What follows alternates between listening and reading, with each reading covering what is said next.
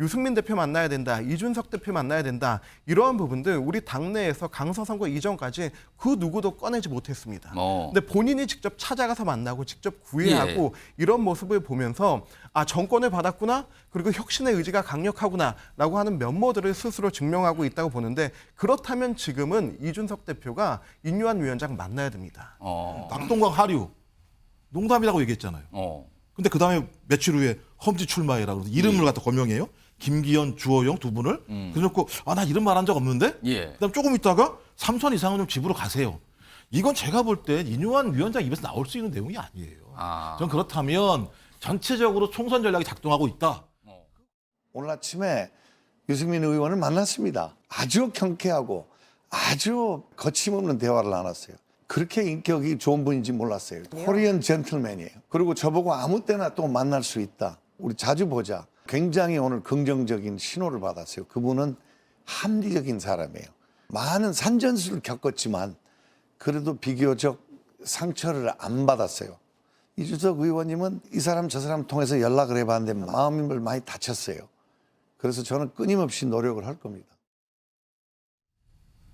그러니까 이준석 전 대표 만날 의향이 있다는 걸 강하게 밝힌 거잖아요, 지금. 앞서선 유승민 저는 만났다 이미. 그리고 만나고 싶다.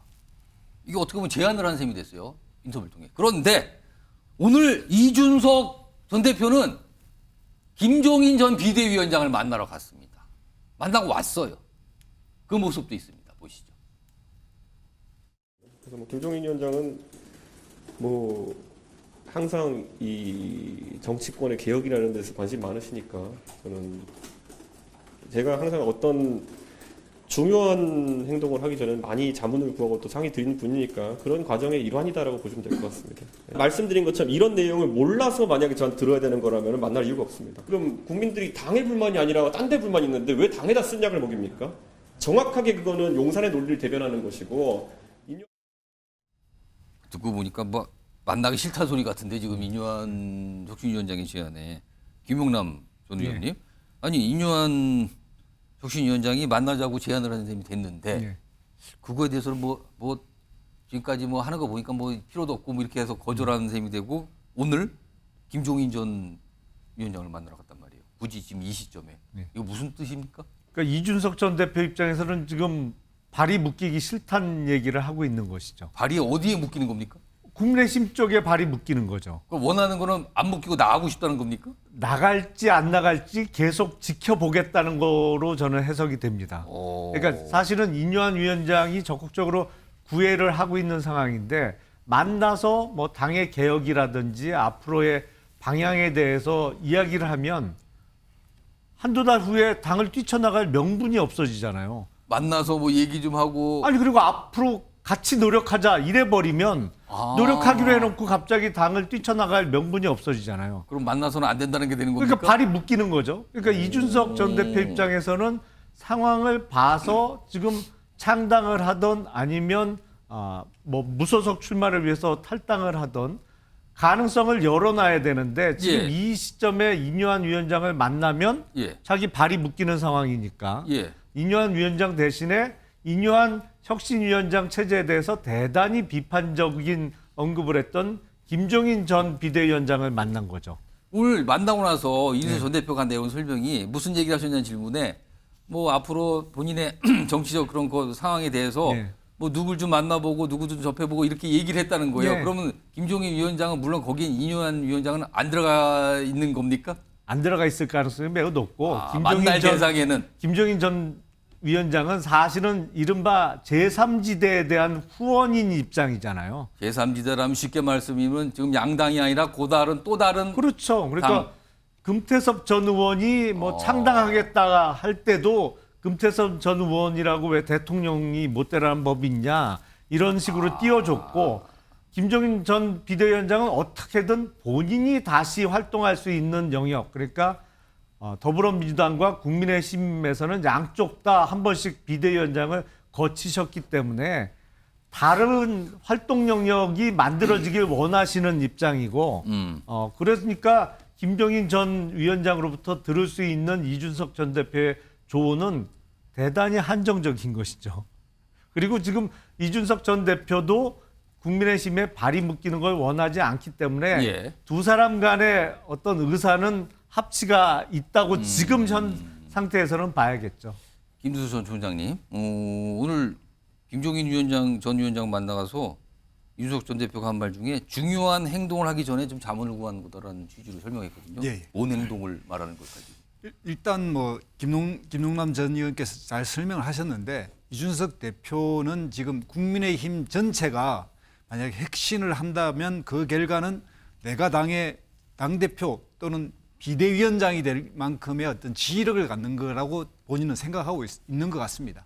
그 정도를 뭐 한다고 해야 내가 만난다 그렇죠. 뭐 이겁니까? 그럼? 그렇죠. 그런 상태에서 말하자면 당신들이 해야 될 혁신의 과제는 당청의 수직적 관계를 완전히 수평적 관계로 바꾸고 당의 현재 기득권을 누리고 있는 현 대표 체제를 물릴 정도의 결단을 한다면 내가 만날 수 있다. 또 그거는 하나는 김기현 대표 물러나라는 뜻입니까? 예, 그렇습니다. 또 하나는 뭐냐면 인요한 혁신위원장이 나를 상대할 급이 아니다. 이걸 같이 이제 이야기하는 거죠. 급이요? 그 이야기를 이제 직접적으로 못하지만 예를 들면 김종인 전 비대위원장을 만나는 거는 이 정도 정치적 식견과 이 앞으로의 정치적 예. 비전을 가진 사람하고 내가 만나서 이야기하면 하지 당신하고는 아직은 아닌 것 같아.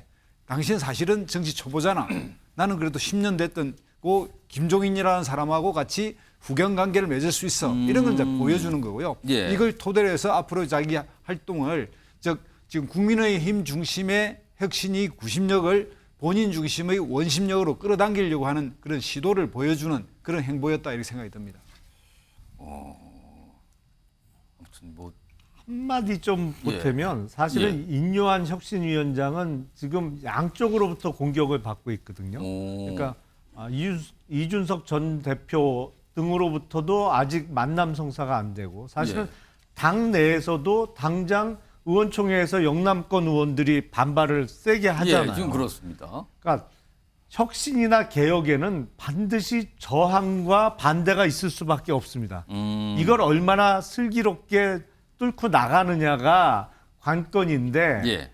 일단 이준석 전 대표와의 만남을 통해서 어떤 탈당 내지는 신당 창당의 가능성을 닫아놓는 것이 그 다음에 이제 인요한 위원장이 거기서 힘을 받아서 당내에 반발하는 현역 의원들의 그것도 누를 수 있는 뭐 힘을 얻기 위한 단계적인 과제 아닌가 싶어요. 그런데요, 앞서서도 김종인 전 위원장은 인요한 혁신에 대해서 좋은 평가 안 내렸거든요. 그 목소리 좀 다시 한번 들어보겠습니다.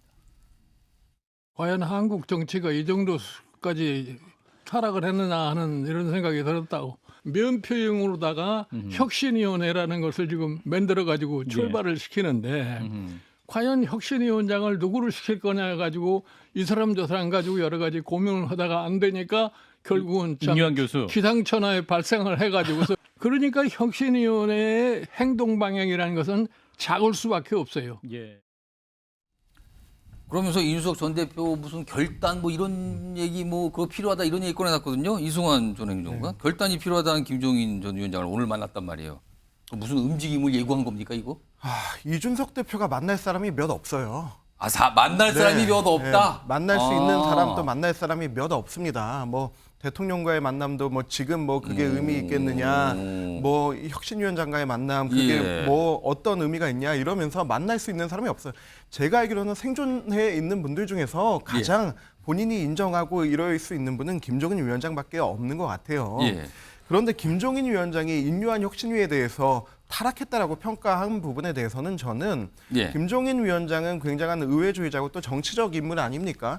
정치의 문제를 정당이 풀지 못하고 외부 사람을 데려온 부분에 대해서 이렇게 평가했다고 생각을 합니다.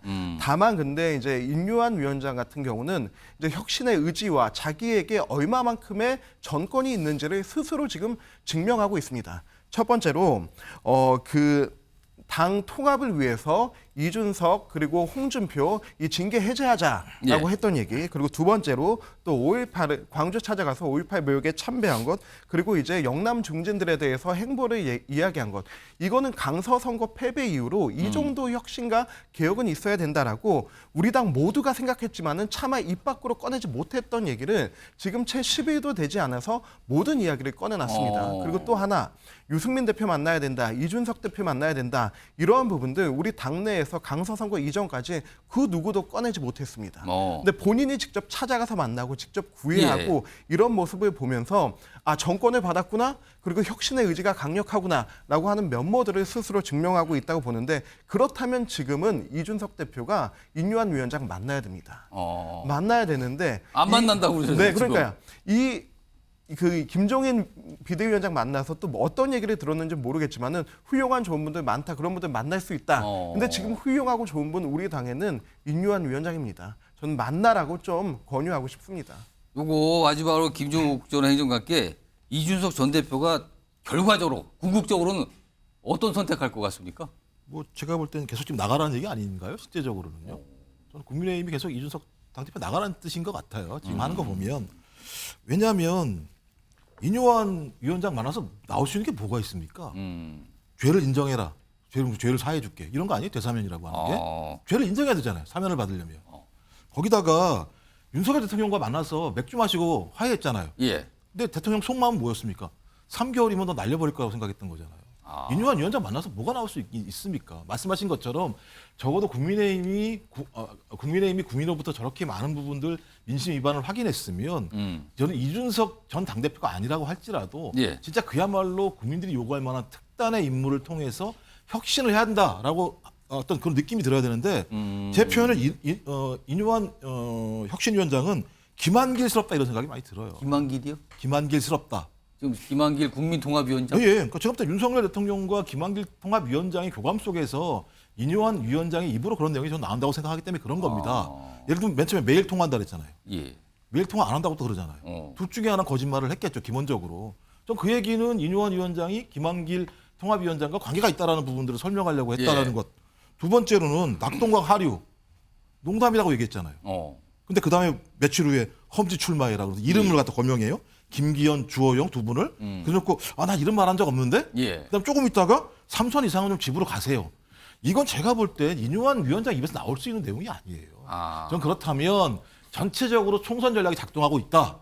그 과정에서 이준석 전 당대표가 인유한 위원장을 만나서 얻을 수 있는 게 뭐가 있겠습니까? 상식적으로. 전 그런 측면에서 이준석 전 당대표는 또 다른 결단을 위해서 명분을 쌓거나 아니면 내 아래 내가 말한 방식으로 국민의힘이 전환해라. 또 두 가지의 상황을 갖다가 지금 준비하고 있다고 생각합니다. 자, 알겠습니다.